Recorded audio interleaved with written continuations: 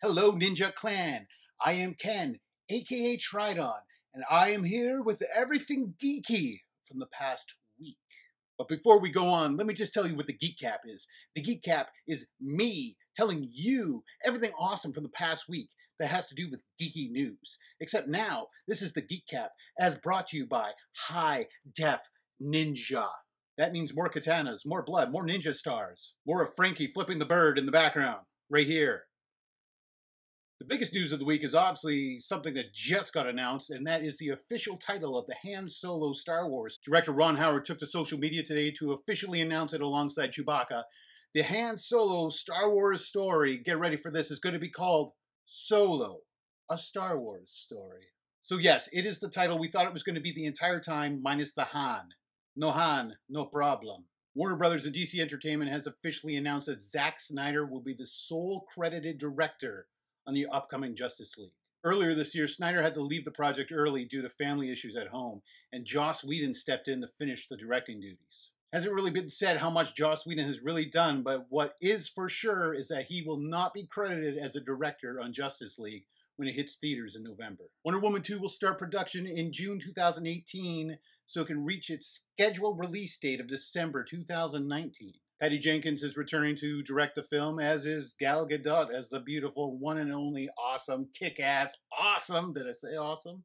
Wonder Woman. You can expect Wonder Woman 2 in theaters December 13, 2019. Marvel Studios has announced that Thor Ragnarok is going to start a new Hulk trilogy. Now, due to issues with Universal Studios, they can't have a solo Hulk film. So Thor Ragnarok is going to kick off this new Hulk trilogy, and that will continue into Avengers 3 and wrap up in Avengers 4. And while on the topic of Avengers, one can assume there is a death scene in Avengers 4 because they're asking extras to take part in a funeral scene. So let the speculation begin which beloved hero will likely fall in Avengers 4. Earlier this week, Marvel Studios unleashed the new trailer for Black Panther. Now let me tell you, this movie looks stylish as all hell.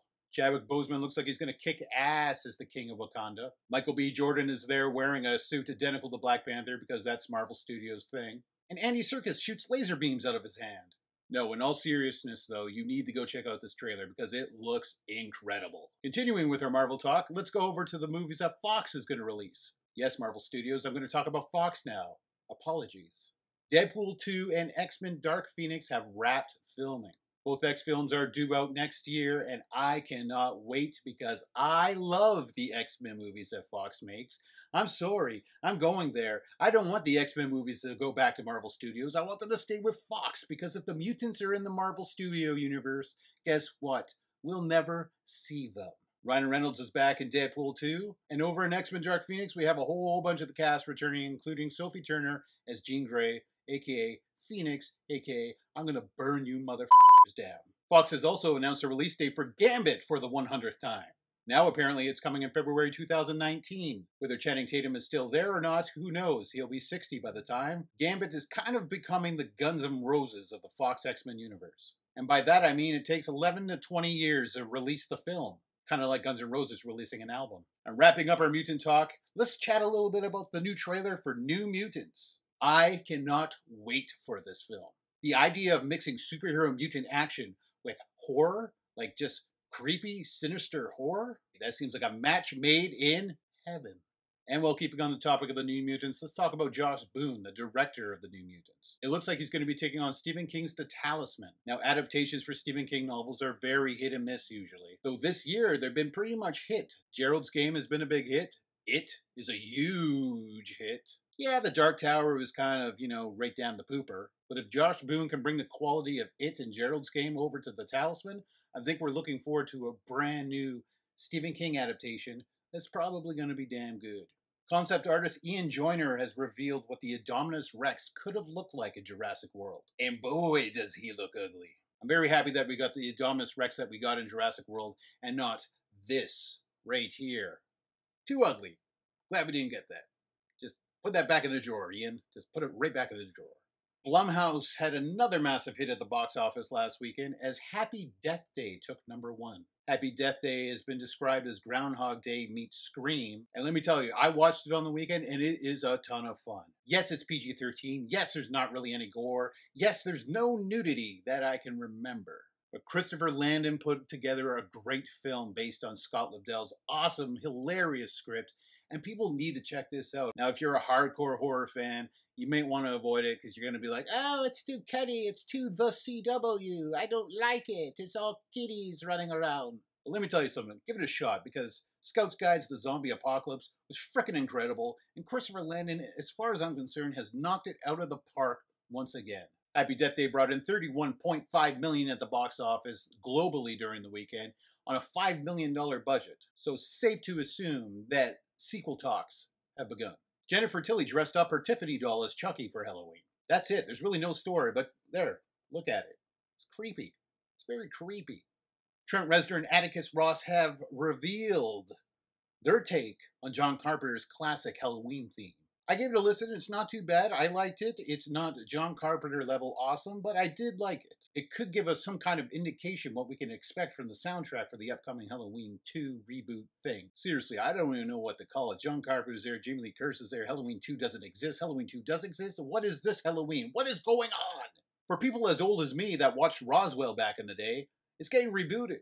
None of the original characters are returning. None of the original stories are returning. But it takes place in Roswell, apparently. Now, I loved Roswell back in the day. It was kind of like Buffy the Vampire Slayer, Angel, Roswell, Felicity. Yes, Felicity. I liked Felicity. What would we do in this world without Kerry Russell films and TV shows? Honestly, seriously. We need more Kerry Russell. Nintendo is encouraging mature-rated games on the Switch. Sounds like they want to bring in audiences over 12 for the first time ever. No, I'm kidding. They've had some mature games in the past. I mean, Conker's Bad Fur Day, Eternal Darkness.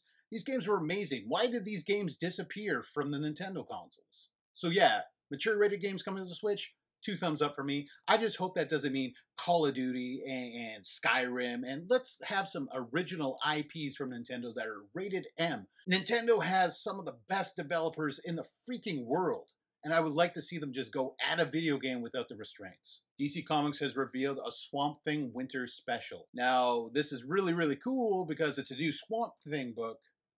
It's really, really sad because it's going to be Len Wein's final story on the character. Len Wein, of course, passed away earlier in the year, and his stories will be sorely missed. On top of co-creating Swamp Thing, he also co-created Wolverine, and Wolverine is my own personal favorite superhero. So I do miss the man, and reading this story is going to be very touching, and I'm sure it's going to be very freaking awesome. Writer and artist Sean Gordon Murphy has announced that there will be a sex scene coming up in Batman White Knight. Now, his Batman White Knight series has been getting critical acclaim, and a sex scene with Harley and Joker for the first time ever in a comic book? I don't know how to take it. I feel like it's something that I don't really need to see. And then I wonder, will Harley wear nipple tassels? Will the Joker wear nipple tassels? Anyways, if you and your partner are into role-playing as Joker and Harley during your fun times, you may want to read the upcoming issue just to see, hey, maybe we get some new ideas from this. Robert Kirkman has announced that there is a new story arc coming to The Walking Dead, starting with issue number 175. This story arc will give the series a new status quo. I'm thinking aliens. I think there's got to be aliens, right?